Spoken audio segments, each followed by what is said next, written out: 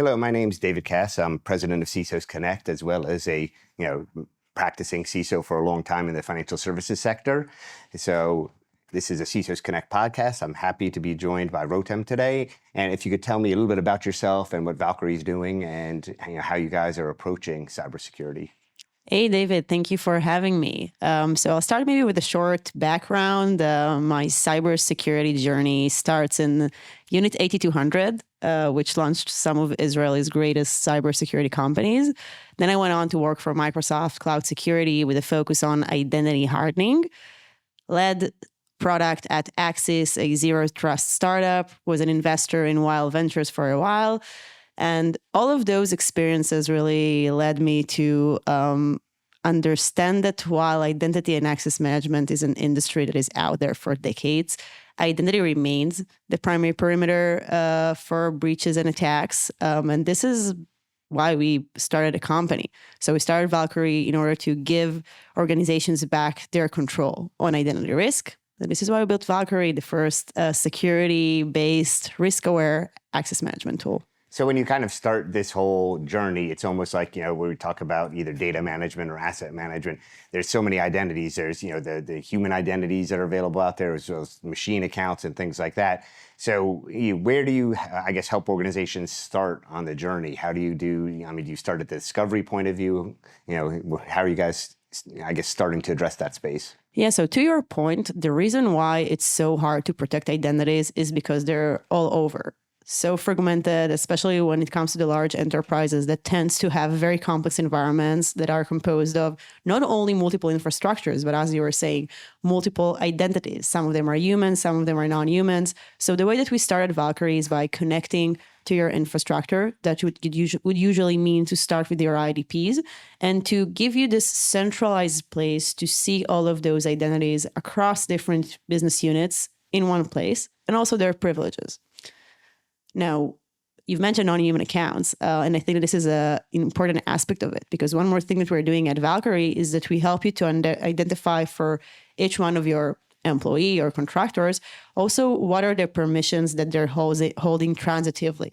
A great example that I love to use is a developer that for their own, they don't have access to your production environment, but they would have access to a service account that they can assume its role and by which get privileged permissions that you can't even see that they have without a solution like Valkyrie.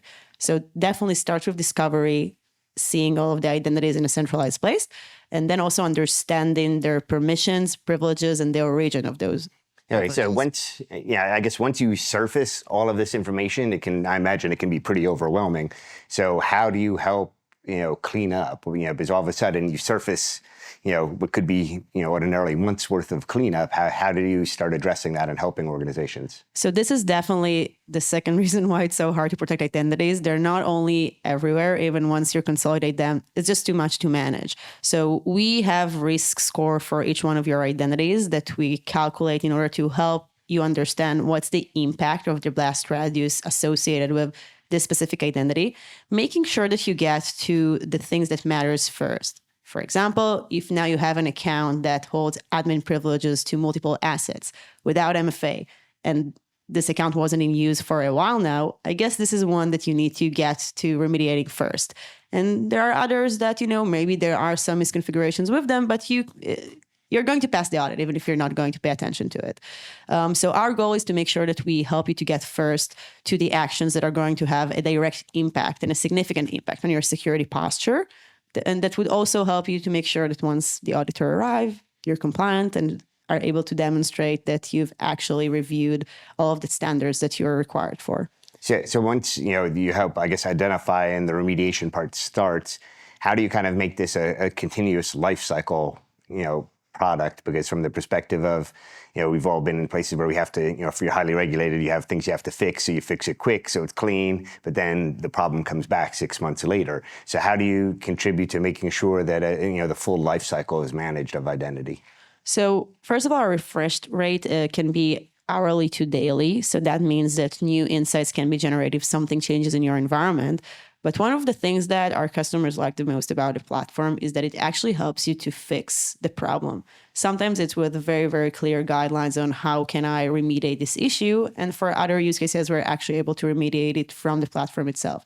And that means that we're actually helping organizations to spare what I love to call recertification fatigue, right? When you will ask someone on a quarterly basis, hi, do you still need those permissions? And then they will say, yes, because, why wouldn't they? And then 3 months later, you'll go through this process again and again.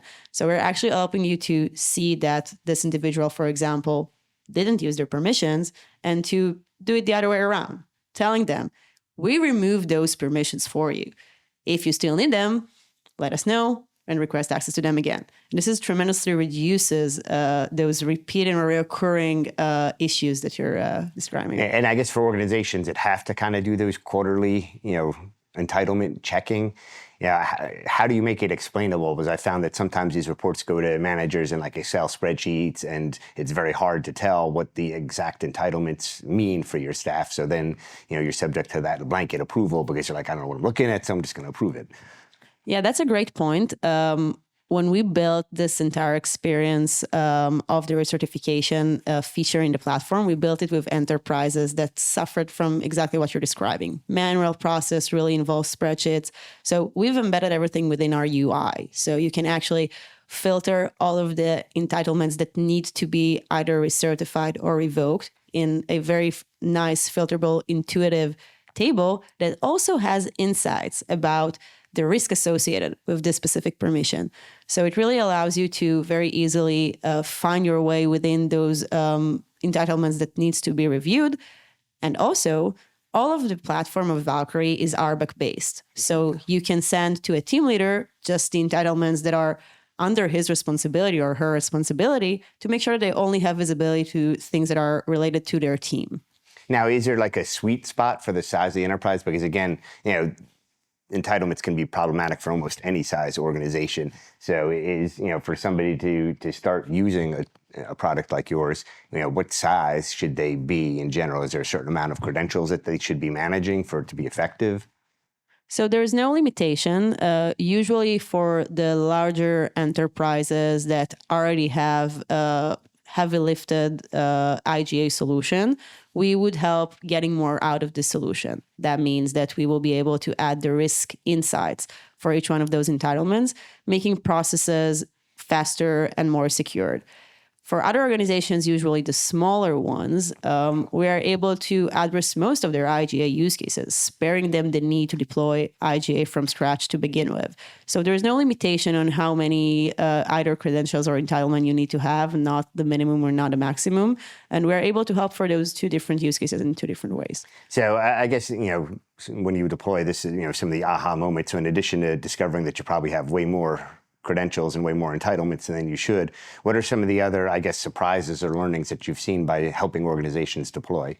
So definitely seeing way too more entitlements and all of a sudden understanding that someone holds permissions, or a very group of someone's are holding a permission to something they shouldn't, is one. Helping teams monitor MFA, the fact that it enforced all across the environment, is something that that most of our customers find very valuable in the platform. One more aspect is partial offboarding.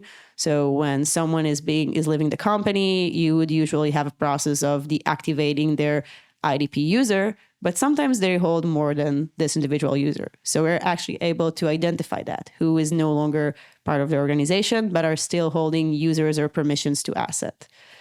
A third one that I really like is the external risk access. You would be surprised from how many external access contractors, non-employees that you've been once working with and now you're no longer do, have tremendous access, especially to SharePoint sites, but also we found this also on cloud providers. So being able to see who has access to your environment from inside the organization and outside is tremendously valuable. And is there any best practices for how often, once you deploy a tool like yours, how often should they be scanning and looking for these things?